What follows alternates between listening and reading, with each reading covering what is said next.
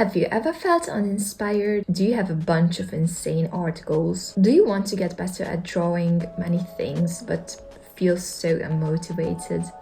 Do you have a horde of OCs laying around with complex backstories that you love drawing but have no clue what to do with it, so it all just feels pointless? Then fear not, dear listener, because I, Ori, your self-proclaimed parasocial bestie, is here to help you out by telling you that you need to make a webcomic right now. Problem solved. Hey guys, I'm Ori, a spooky artist from the internet who's looking to form a parasocial bond with you. Nice to meet you. I write a paranormal and psychological webcomic titled Radka. It's available on every single comic hosting site out there. All the links are in the description. So, as all cool essays do, first let's define what a comic is. A magazine or book that contains a set of stories told in pictures with a small amount of writing. Pretty straightforward. Anyhow, this video is going to have 4 chapters. How I started, how it had improved my art, how it had improved my life, and a few interviews with some other comic creators. I've started working on my comic last summer in the worst headspace I've ever been in my whole life. I just dropped out of college, was in and out of the hospital, and my mental health was at the worst it's ever been. And I knew one thing. I wanted to study art.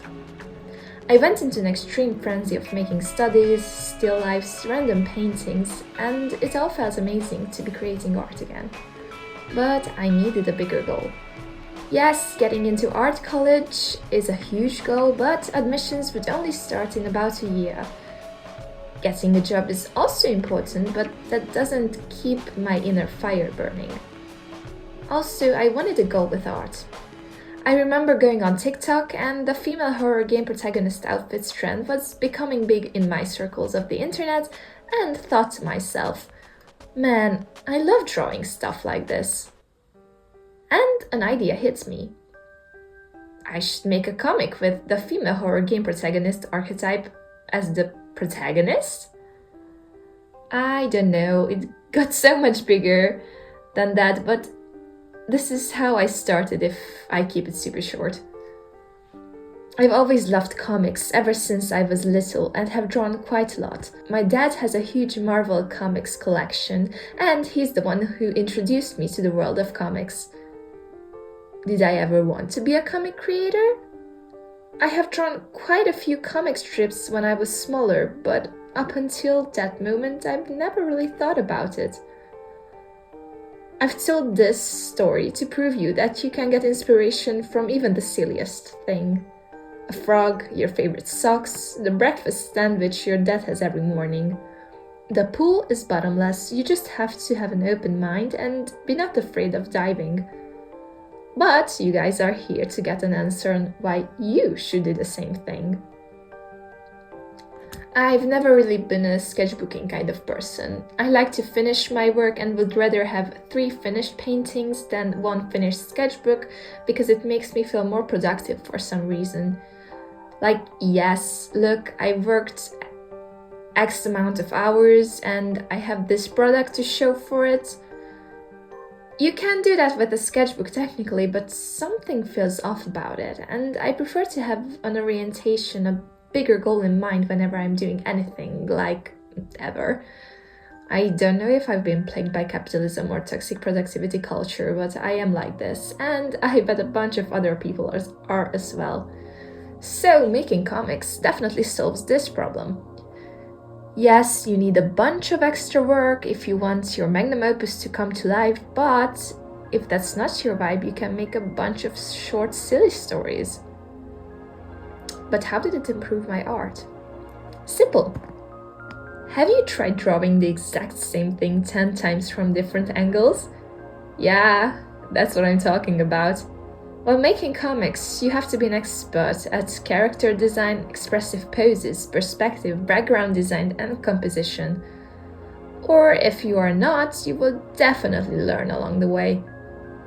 Do you have a bunch of your own characters? If not, then good luck coming up with a whole cast from ground zero. If yes, do you think they're well designed? You will probably reconsider this after the 10th panel where you forgot to draw their piercings on because there's just way too many of them. Most panels contain at least one character who's probably talking and doing something to drive the plot forward. Yes, you can avoid it if you want to recreate the iconic hanging balloon story from Junji Ito. I won't judge. Have you avoided 1, 2, 3 or 3+ point perspective up until now?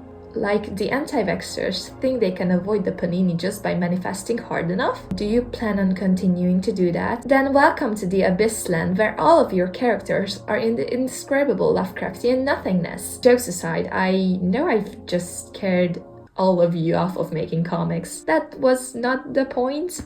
Hear me out first and then you can type any angry comment you want.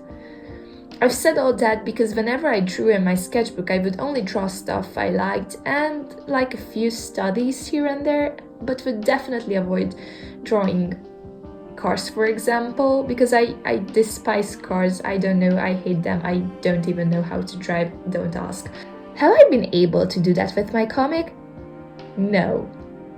Up until starting my comic, I wasn't a fan of 1, 2 or 3 point perspective. Everything that needs a bunch of prep beforehand is usually boring in my opinion. But if I wanted to be able to portray that smoky atmosphere I wanted, I really needed to learn how to do it. I needed some set designs, so whilst making those designs, I tried out how to draw them in perspective. And let me tell you, you can't just trace a whole less personalized background. I have drawn a bunch of storyboards for films I've made with friends or alone, but comic page composition is like that but on steroids. You have to learn how to do that, but also have to learn some graphic design skills, and in my opinion that can greatly enhance your work. Also, you will have to learn how to draw fast, and by doing that, there is no way you can avoid developing a personal style, which is something many artists seem to be searching for. As I have said before, it also had improved my life. The first thing is learning how to be consistent. If you want to gain an audience on Webtoons, for example, you would have to update every single week. I personally don't do that, but still try to update every single month, which still needs a lot of consistency because I'm making longer. Now that means drawing at least 2 pages a week, which means 2 completely finished and polished A4 pages a week. A page usually contains up to 10 panels, which means 10 mini drawings at minimum, with different subjects and different poses and different angles. You have to work fast and efficient. You can't just wiggle your way around this. But this also led me to learn some time management skills. Like for example, if I knew that I needed to finish like another page by the end of the week and it's already Thursday, I have to learn to prioritize. I either will make the update shorter, which is something I don't do, or will just not go out with friends. I'm not saying that you shouldn't go out with your friends. I'm saying that you have to learn to manage your time. You either will do it before you go out with friends, which means less time spent on unnecessary things like TikTok, for example, or you will learn the hard way and won't go out with your friends and will promise yourself not to do that ever again, so you won't cramp up everything and do it the night before. Another thing is teaching me when to stop. Have you heard of carpal tunnel syndrome? I'm already experiencing its symptoms and I'm 20 years old.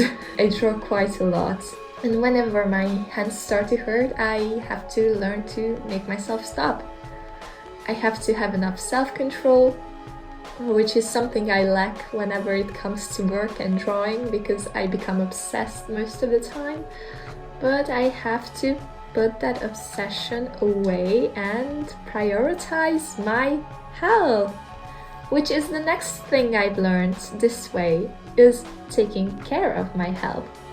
If I want to finish this project, which is going to take me quite a few years, I have to be able to do it for quite a few years.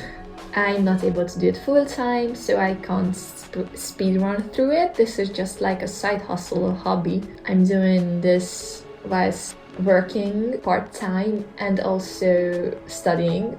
So I have to eat well, I have to sleep well, I have to work out, I have to take breaks.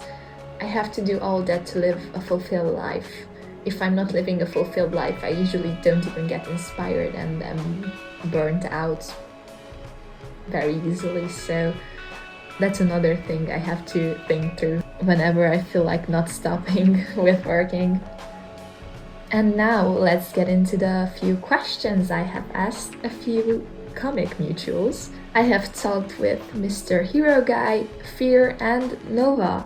I've asked them why did they start making comics, what keeps them going when they feel like giving up, and what is the best thing that has happened to them because of it. Why did you start making comics? I like doing art and I started having ideas for a story. I decided since it's gonna be too hard to adapt into animation, I would do it in comics instead. So basically, I make comics because that's how I translate my imagination to reality.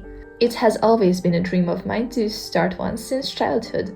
Also, there was a demand for it when I created my OC, Mushna, back in 2018. Fans were asking for her origin story and it compelled me to do so. I drew a lot as a kid and I think one day my dad introduced me to his comic collection and from there I was hooked.